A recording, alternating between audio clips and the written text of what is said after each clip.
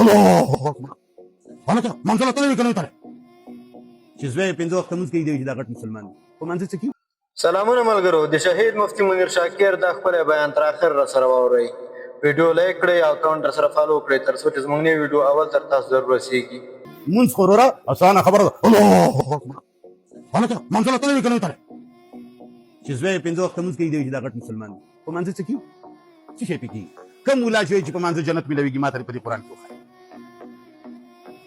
ګاډی پېژنې هلکه ګاډي کې ټیرونه وي که نه وي سټیرنګ بکسه وي که نه وي ګیر بکسه وي که نه وي د آیلو ټانکی وي که نه وي ډیزلو ټانکی وي که نه وي پیپونه پکې وي که نه وي اکسلیټر نظام وي که نه وي کلچ نظام وي که نه وي اوس که یو سړی خپل ګاډي ته اعلی ټیرونه واچوي خو دا نور هېڅ شی هم پکې نه وي دا ګاډی اسلام آباد ته تللی شي نو ته څنګه په یوه مانځه کې جنت ته ځې دا څنګه بې پرپره کجاز دی مونځ د الله د دین یو رکن دی لکه ګاډي کې تیرو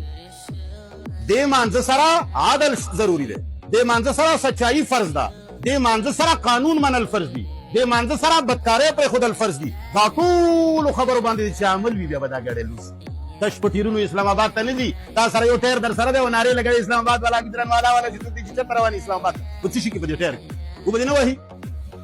ته وایي بچو د خړ بچې نو ټایر کې څنګه څوک اسلام آباد دی دا مونځ تایق یو ټایر دی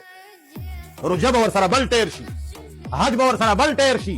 خو دې ته ګیرباکس هم ضروري ده دې ته آیل هم ضروري دي دې ته پیپونه هم ضروري دي دې ته ډرایور هم ضروري دی دې ته تیل هم ضروري دي دې ته لیټونه هم ضروري دي دې کې هارن هم ضروري دی دې کې ګیرباکس هم ضروري ده دې کې کلچ بکس هم ضروري دی هلکه پوهېږې په دې خبرو که نه او تا چې پیدا شوی دا یو مونځ دې زده کړی پلار مې دې خدای وبخي یاره زموږ مور دې خدای وبخي ډېر مونځونه یې کول نو کولی دا منځونه دي اوس قبر کې ځان سره کېږدي که دی